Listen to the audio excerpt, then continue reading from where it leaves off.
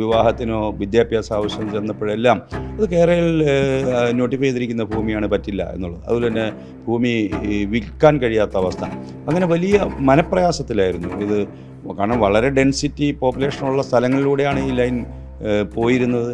കഴിഞ്ഞ 6 വർഷത്തിലേറെയായി ഈ സമരസമിതി എടുത്ത സ്ട്രെയിൻ എന്ന് പറയുന്നത് നിസ്സാരമല്ല. കാരണം ആദ്യം ഇതിനെതിരായ പ്രചരണങ്ങൾ ഞങ്ങൾ ആരംഭിക്കുമ്പോൾ കോവിഡായിരുന്നു. കോവിഡ് പ്രോട്ടോക്കോൾ ലംഘിച്ചു എന്ന് പറഞ്ഞ് ആയിരക്കണക്കിന് കേസുകളാണ് എടുത്തിട്ടുള്ളത്. 2022 മാടപ്പള്ളിയിൽ ആരംഭിച്ച സമരപ്പന്തലുണ്ട്. അതെല്ലാം ഇനി അവസാനിപ്പിക്കാൻ വേണ്ടി അത് വലിയ ആഘോഷമാക്കി മാറ്റാനുള്ള തീരുമാനമാണ്. മാടപ്പള്ളിക്കാർ മുഖ്യമന്ത്രിയെ തന്നെ അതിൻ്റെ ചടങ്ങിലേക്ക് ഇന്നലെ ക്ഷണിച്ചിരുന്നു. ഇതൊരു പാരിസ്ഥിതിക ദുരന്തമാണെന്നുള്ളതുകൊണ്ട് കേരളത്തിലെ പരിസ്ഥിതി പ്രവർത്തകർ, സാമൂഹ്യ പ്രവർത്തകർ എന്നിന് ഇടതുപക്ഷത്തിൻ്റെ ഭാഗത്തു നിന്ന് കണ്ണൻ സാർ ഉൾപ്പെടെ, പി കണ്ണൻ ഉൾപ്പെടെയുള്ള സാമ്പത്തിക വിദഗ്ധർ, അവരെല്ലാം വലിയ സന്തോഷത്തിലാണ് വലിയൊരു ദൗത്യം വിജയിച്ചത്.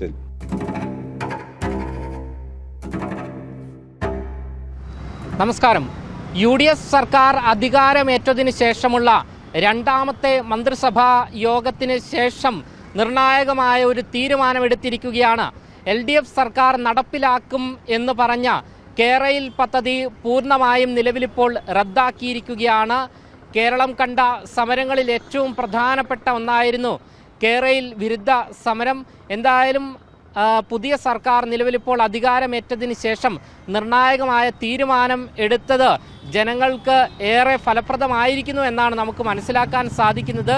ഈ ഒരു സാഹചര്യത്തിൽ ഇന്ന് മറുനാടനോട് പ്രതികരിക്കുകയാണ് കേരയിൽ വിരുദ്ധ ജനകീയ സമരസമിതിയുടെ നേതാവ്. തീരുമാനം അങ്ങേയറ്റം സന്തോഷകരമാണ്, സ്വാഗതാർഹമാണ്. ഒരു ബിഗ് സല്യൂട്ട് ഈ സർക്കാരിന് എൻ്റെ പേരിൽ ഞങ്ങൾ സമർപ്പിക്കുകയാണ്. ഞങ്ങൾ ഇന്നലെ മുഖ്യമന്ത്രിയെ കണ്ട് ഒരു നിവേദനം സമർപ്പിച്ചിരുന്നു.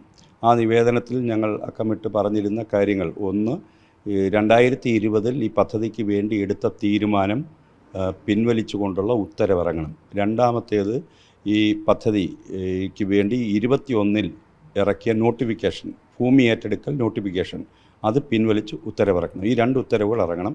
അതുപോലെ തന്നെ എടുത്തിട്ടുള്ള കേസുകൾ പിൻവലിക്കണം. അത് കോടതികളിൽ നിലവിലുള്ള കേസുകളുണ്ട്, സ്റ്റേഷനുകളിൽ പെൻഡിങ് ആയിരിക്കുന്ന കേസുകളുണ്ട്. പിന്നെ ഉള്ളത് അവശേഷിക്കുന്ന കല്ലുകൾ കിടക്കുന്നത്. ഇപ്പോൾ സമരസമയത്ത് ഞങ്ങൾ സമരസമിതി അംഗങ്ങളെല്ലാം ഇത് ഊരിക്കളഞ്ഞിരുന്നു. പക്ഷേ അതിനു മുമ്പ് രഹസ്യമായി ചില സ്ഥലങ്ങളിലൊക്കെ കല്ലിട്ടത് ഇപ്പോഴവിടെ കിടപ്പുണ്ട്. അപ്പോൾ അത് ഊരിക്കളയണം. ഈ 4 കാര്യങ്ങളിലും ഒരു തീരുമാനം പ്രഖ്യാപിച്ചതായിട്ടാണ് ഞാൻ മനസ്സിലാക്കുന്നത്. ഇത് വളരെ സന്തോഷകരമായൊരു കാര്യമാണ്. പെട്ടെന്നൊരു പ്രഖ്യാപനം ഉണ്ടാവുമെന്ന് വിചാരിച്ചിരുന്നു. അല്ല, ഈ മുഖ്യമന്ത്രി ഉൾപ്പെടെയുള്ള UDF നേതാക്കൾ ഈ സമരത്തോടൊപ്പമായിരുന്നു. തുടക്കത്തിൽ അങ്ങനെ ആയിരുന്നില്ല. തുടക്കത്തിൽ ഈ കേരളത്തിലെ ഒരു രാഷ്ട്രീയ പ്രസ്ഥാനങ്ങളും സമരത്തെ, മാധ്യമങ്ങൾ പോലും ആയിരുന്നില്ല. പക്ഷേ ഈ സമിതി മുന്നോട്ട് വെച്ച ഇതിൻ്റെ നെഗറ്റീവ്സ്, ഇതിൻ്റെ പോരായ്മകൾ, പരിമിതികൾ, അതുണ്ടാക്കുന്ന പാരിസ്ഥിതിക ദുരന്തം, സാമ്പത്തിക പ്രശ്നം, സാമൂഹ്യ പ്രശ്നങ്ങൾ അവതരിപ്പിച്ചുകൊണ്ട് ശക്തമായി കേരളത്തിലെ ഈ 11 ജില്ലകളിലും ജനങ്ങളെ സംഘടിപ്പിച്ചുകൊണ്ട് മുന്നോട്ട് വന്നപ്പോഴാണ് രാഷ്ട്രീയ പ്രസ്ഥാനങ്ങളും മാധ്യമങ്ങളും എല്ലാം ശ്രദ്ധയിലേക്ക് വന്നത്. അതിൻ്റെ ഇത് ബോധ്യപ്പെട്ടതോടുകൂടി വൻതോതിൽ കേരളത്തിലെ മാധ്യമങ്ങളുടെ പിന്തുണ ഈ സമരത്തിനുണ്ടായി. അത് മറുനാടൻ മലയാളി ഉൾപ്പെടെ കേരളത്തിലെ എല്ലാ മാധ്യമങ്ങളും വളരെ, അതൊരു സൈഡ് ആയിരുന്നില്ല. കാരണം ഞങ്ങൾ മുന്നോട്ട് വെച്ചത് കൃത്യമാണ് എന്ന് എല്ലാവർക്കും ബോധ്യപ്പെട്ടു. അതുപോലെ തന്നെ ഒരു പഠന സമിതിയെ UDF നിയോഗിച്ചു. ആ പഠനസമിതിയുടെ പഠനത്തിൻ്റെ അടിസ്ഥാനത്തിലാണ് UDF തീരുമാനമെടുത്തത്. ആ സമയം മുതൽ ഇന്നത്തെ മുഖ്യമന്ത്രി വളരെ ശക്തമായ നിലപാടോടുകൂടി ഞങ്ങളുടെ വേദികളിൽ വരികയും ചെയ്തു. അതുകൊണ്ട് തന്നെ ഞങ്ങൾക്കൊരു പ്രതീക്ഷ ഉണ്ടായിരുന്നു. ആ പ്രതീക്ഷ ഇന്നിപ്പോൾ സഫലമായിരിക്കുന്നു എന്നുള്ളതാണ്. സമരസമിതിയെ സംബന്ധിച്ച് വൻ വിജയം തന്നെയാണ്. തീർച്ചയായും. കാരണം കഴിഞ്ഞ 6 വർഷത്തിലേറെയായി ഈ സമരസമിതി എടുത്ത സ്ട്രെയിൻ എന്ന് പറയുന്നത് നിസ്സാരമല്ല. കാരണം ആദ്യം ഇതിനെതിരായ പ്രചരണങ്ങൾ ഞങ്ങൾ ആരംഭിക്കുമ്പോൾ കോവിഡായിരുന്നു. കോവിഡ് പ്രോട്ടോക്കോൾ ലംഘിച്ചു എന്ന് പറഞ്ഞ് ആയിരക്കണക്കിന് കേസുകളാണ് എടുത്തിട്ടുള്ളത്. അത് മുഴുവൻ, എൻ്റെ ഉൾപ്പെടെ, അത് മുഴുവൻ മിക്കവാറും എല്ലാം ഫൈൻ അടച്ച് തീർക്കുക. കാരണം അത് കോടതിയിൽ ചെന്ന് കഴിഞ്ഞാൽ കോവിഡ് പ്രോട്ടോക്കോൾ ലംഘിച്ചു, അല്ല കേരള വിരുദ്ധ സമരത്തിൻ്റെ പേരിലല്ല, ആയിരുന്നെങ്കിൽ ഞങ്ങളത് ചലഞ്ച് ചെയ്തേനെ. അപ്പോൾ അതുകൊണ്ട് തന്നെ അത് കോടതിയുടെ മുന്നിൽ അത് പ്രശ്നമാകുമെന്നുള്ളതുകൊണ്ട് ഞങ്ങൾ ഫൈൻ അടച്ചത് പിന്മാറുകയാണ് ചെയ്തത്. അതുപോലെ തന്നെ അതിനുശേഷം പിന്നീട് കല്ലിടൽ ആരംഭിച്ചു കഴിഞ്ഞപ്പോൾ പോലീസിനെ ഉപയോഗിച്ചുകൊണ്ട് സമരത്തെ മൃഗീയമായി കൈകാര്യം ചെയ്യാൻ ശ്രമിച്ചു. അതെല്ലാം വളരെ ജനാധിപത്യപരമായി അതിനെ നേരിട്ടുകൊണ്ടാണ് സമരസമിതി മുന്നോട്ട് പോയത്. അപ്പോൾ ഈ ഘട്ടങ്ങളിലൊന്നും ഒരു പ്രകോപനവും ഉണ്ടാക്കാതെ ഈ ആയിരക്കണക്കിന് വ്യത്യസ്ത ചിന്താഗതിക്കാരായിട്ടുള്ള രാഷ്ട്രീയക്കാർ, ജാതിമത വിശ്വാസികളായിട്ടുള്ള ആളുകളെ വളരെ ജനാധിപത്യപരമായി ഏകോപിപ്പിച്ച് കൊണ്ടുപോകാൻ സമരസമിതിക്ക് കഴിഞ്ഞു എന്നുള്ളതാണ്. അതിന് കാരണമെന്ന് പറയുന്നത് 100-ലേറെ വരുന്ന ഒരു സംസ്ഥാന സമിതിയുണ്ട്, അതുപോലെ തന്നെ ജില്ലാ സമിതികളുണ്ട്, യൂണിറ്റുകൾ 300ഓളം വരുന്ന യൂണിറ്റുകളുണ്ട്. ഇതെല്ലാം ഒരു തീരുമാനം സമിതി നേതൃത്വം എടുത്തു കഴിഞ്ഞാൽ അതുപോലെ അനുസരിച്ച് മുന്നോട്ട് പോകുന്ന, അച്ചടക്കത്തോട് മുന്നോട്ട് പോകുന്ന ഒരു സമിതിയായി ഇത് മാറി എന്നുള്ളത് കൊണ്ടാണ് ഇത്രയും വലിയൊരു വിജയത്തിലേക്ക് ഈ സമരത്തെ മുന്നോട്ട് കൊണ്ടുപോകാൻ കഴിഞ്ഞു എന്നുള്ളതാണ്. ഇരയാക്കപ്പെട്ടവർ ഈ ഒരു വിജ്ഞാപനം, ഈ ഒരു റദ്ദാക്കലിന് ശേഷം സമരസമിതിയുമായി ബന്ധപ്പെട്ടുള്ള ആൾക്കാരെയും താങ്കളെയും വിളിച്ചിരുന്നോ? തീർച്ചയായും വിളിച്ചുകൊണ്ടേയിരിക്കുകയാണ്. എനിക്ക് ഇപ്പോൾ അറ്റൻഡ് ചെയ്യാൻ സമയമില്ലാത്ത രീതിയിൽ എല്ലാവരും അഭിനന്ദനം അർഹിച്ചുകൊണ്ട് താഴെത്തലം മുതൽ ആളുകൾ വിളിച്ചുകൊണ്ടിരിക്കുകയാണ്. എല്ലായിടത്തും ആഘോഷ പരിപാടികൾ നടക്കുന്നതിനുള്ള നിർദ്ദേശങ്ങൾ വന്നുകൊണ്ടിരിക്കുകയാണ്. കാട്ടിലപ്പീടികയിൽ 2020 ഒക്ടോബർ 2 ആരംഭിച്ച സ്ഥിരം സമരപ്പന്തലുണ്ട്. 2022 മാടപ്പള്ളിയിൽ ആരംഭിച്ച സമരപ്പന്തലുണ്ട്. അതെല്ലാം ഇനി അവസാനിപ്പിക്കാൻ വേണ്ടി അത് വലിയ ആഘോഷമാക്കി മാറ്റാനുള്ള തീരുമാനമാണ്.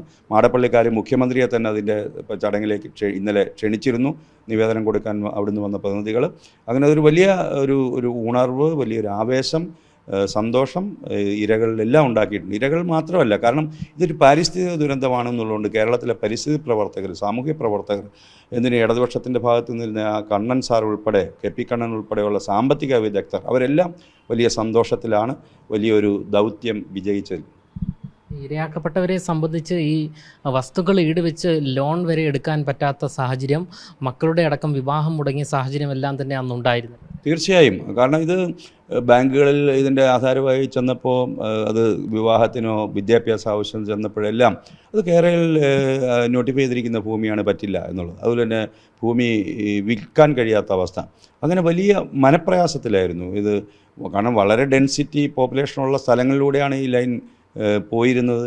അപ്പോൾ അതുകൊണ്ട് തന്നെ ഇതൊരു 30 മീറ്ററെങ്കിലും 100 മീറ്ററിലേറെ ഇതിൻ്റെ ബഫർ സോൺ വരും എന്നാണ് ശാസ്ത്ര സാഹിത്യ പരിഷത്ത് കണ്ടെത്തിയത്. അപ്പോൾ അങ്ങനെ വരുമ്പോൾ വലിയ തോതിൽ 55,000-ഓളം സ്ട്രക്ചറുകൾ, വീടുകൾ പൊളിച്ചു മാറ്റേണ്ടി വരുമെന്നാണ് ശാസ്ത്ര സാഹിത്യ പരിഷത്ത് കണക്ക് അവതരിപ്പിച്ചത്. അപ്പോൾ അങ്ങനെ വരുമ്പോൾ എത്ര വലിയ ഒരു ഭീകരമായൊരു ഇതായിരിക്കും ഉണ്ടാകുക. അപ്പോൾ അതിൽ ആളുകൾക്കെല്ലാം വലിയ സന്തോഷമുണ്ട് അതിൽ നിന്ന് രക്ഷപ്പെട്ടതിൽ. കേരയിൽ പദ്ധതി നടപ്പിലാക്കുന്നതുമായി ബന്ധപ്പെട്ട് നിരവധി സ്ഥലങ്ങൾ സർക്കാർ പിടിച്ചിരുന്നു, മഞ്ഞക്കുറ്റികൾ സ്ഥാപിക്കുകയും ചെയ്തിരുന്നു. ഇതിനെ തുടർന്ന് വലിയ ആശങ്കയിലായിരുന്നു ഈ ഭൂവുടമകൾ എല്ലാം തന്നെ. അവർക്ക് ലോണ് പോലും ലഭിക്കാത്ത സാഹചര്യമായിരുന്നു ഉണ്ടായിരുന്നത്.